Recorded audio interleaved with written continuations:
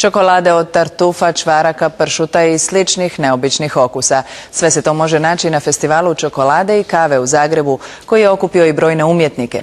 Sve izgleda vrlo interesantno, a Katarina Brečić, koja je ondje provela dan, kaže i da je ukusno.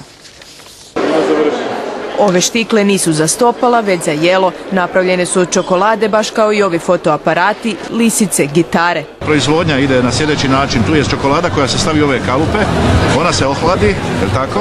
I sada ćete vidjeti šta čarobne ruke maestra Stefana naprave. Evo vidite, to je stara singerica, vidite, samo vam treba još konac.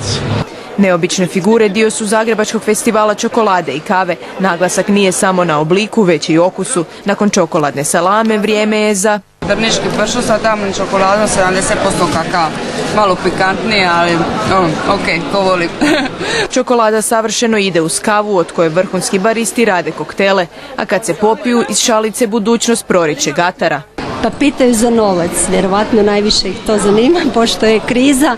Kava može biti i umjetnost, ovo je vlasnik Guinnessova rekorda u najvećem mozaiku od zrna kave, a ova Amerikanka radi replike svjetskih remek dijela.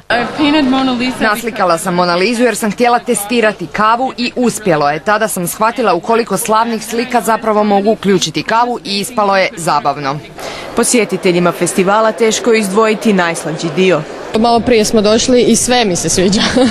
Jako je dojmljivo, one su tamo bile figurice svih, ne znam, svakakvih unikatnih, ne znam, ukrasa i tako.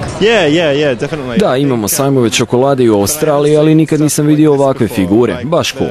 Festival na kojem čokolada čak i svira, otvoren je do nedjelje.